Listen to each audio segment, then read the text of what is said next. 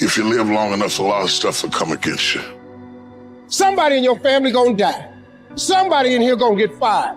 Somebody here gonna get an eviction notice. Somebody gonna get laid off. Somebody company gonna close. Somebody you love gonna break up with you. That's life. But what you gonna do about it though? Life has a way of humbling you. Life will make you shut up. Life will mute you. Shut you down. Because all of us, if you live long enough, will go through a period of feeling so overwhelmed that you think of one more thing, if the phone rings one more time, if I get another text, if I get another email, and sooner or later you feel, oh God, just get me out of this.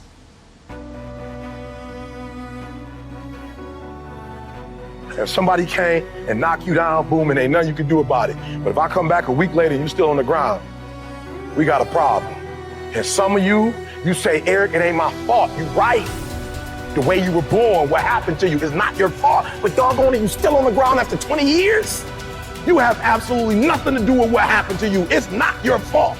You got knocked on the ground. You had absolutely nothing to do with that. And I'm not blaming you for that. But if I come back a week later, you still on the ground, that's your fault. If I come back a year later, you still on the ground, that's your fault. If you get knocked down, there's nothing you can do about it. But getting back up has every single thing to do with you. And you will promise me that from this day forward, you will not be defeated. You don't belong at the bottom, and it's time for you to get your butt from down there. It's time for you to stop being comfortable at the bottom. Get your butt up and get to where you're supposed to be. The difference is not the genetic code, the potential. It's a guy that's willing to get knocked down, finally test on fortune, stand back up, the perseverance to see it through, the never say die attitude. And I go in there, man, and if I don't win, I showed up, I gave my valid effort. And tomorrow I'll do the same thing. And I'll continue to throw shit against the wall. Every day I'll throw more up there, try it again, and I'll never get comfortable. It's necessary that you take charge, that you begin to stand up inside of yourself, that you dry your tears and you're not given the luxury of feeling sorry for yourself, that you got to get in a fighting mode. You can't surrender. You can't be a chump. You've got to fight back. You've got to stand up and start. So wait a minute, what is it I need to do? You got to make yourself move even if it hurts. Many people have been written off and said, this one won't survive. And they did. It's possible. You've got to believe in your heart of hearts that it's possible that you can beat this. Your belief, your faith, your drive, your determination, your persistence, your perseverance, your spirit. Greater is he that is in you than what's out here in this world. So you've got to decide, you've got to say, it's possible that I can beat this. And it's necessary that I do this. In spite of the pain and the conditions, you've got to mobilize your mind and your spirit.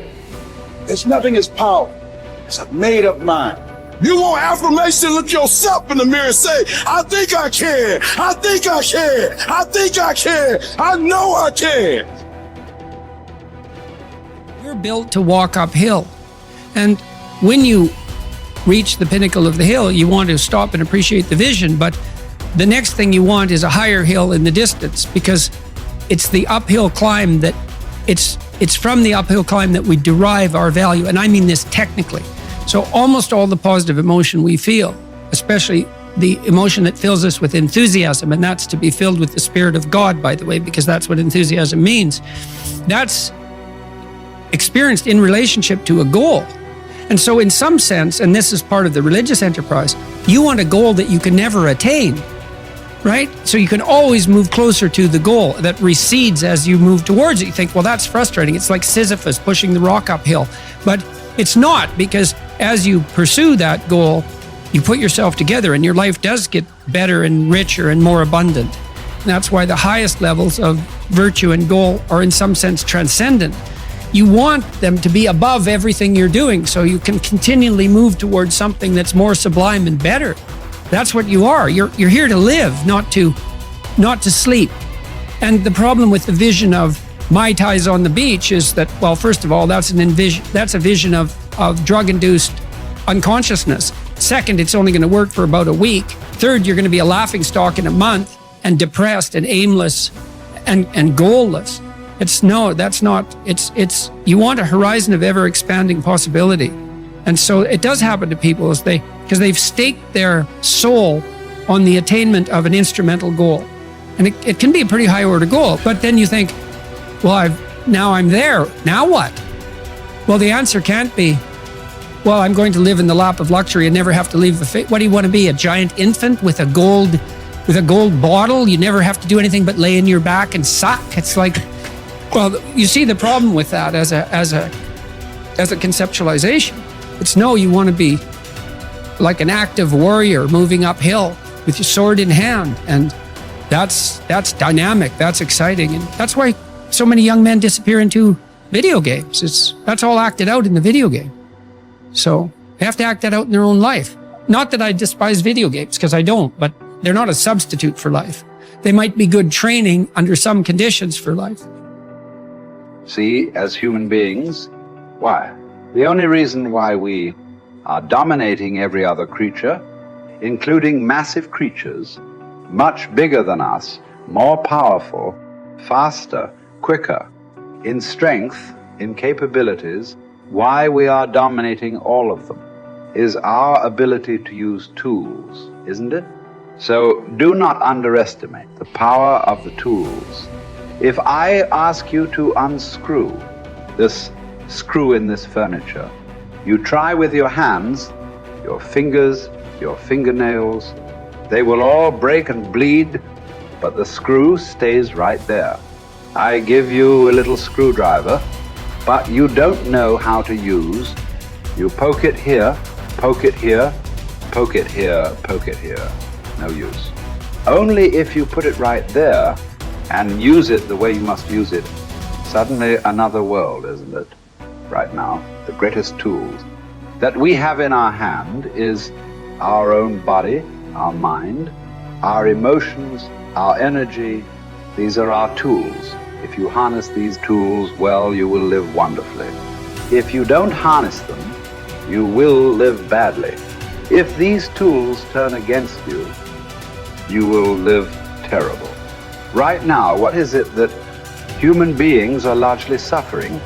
No great amount of suffering is coming to you from outside.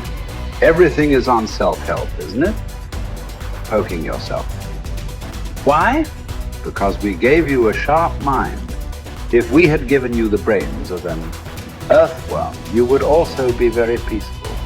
But to develop this level of cerebral capability, it took millions of years of evolution to get you here, isn't it? I want you to just imagine from a single-celled amoeba to make you like this, how much work. And now you suffer this result. Essentially, what you're suffering is your own cerebral activity, isn't it? You have an intelligence for which you don't have a stable enough base, so it's poking you. Instead of being useful to you, it is poking you simply because this base is not stable. So one thing is to create a stable base so that this intelligence works for you. We have a huge frontal lobe, and it's 40% of our entire brain. And most people, when they have a thought, they just think that that's the truth. And I think one of my greatest realizations in my own journey was just because you have a thought doesn't necessarily mean it's true. So if you think 60 to 70,000 thoughts in one day, and we do, and 90% of those thoughts are the same thoughts as the day before, and you believe that your thoughts have something to do with your destiny, your life's not going to change very much, because the same thought leads to the same choice leads to the same behavior creates the same experience, and the same experience produces the same emotion.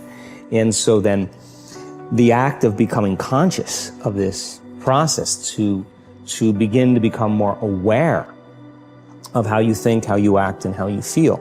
It's called metacognition. And so then, why is that important? Because the more conscious you become of those unconscious states of mind and body, the less likely you're going to go unconscious during the day. And that thought is not going to slip by your awareness unchecked.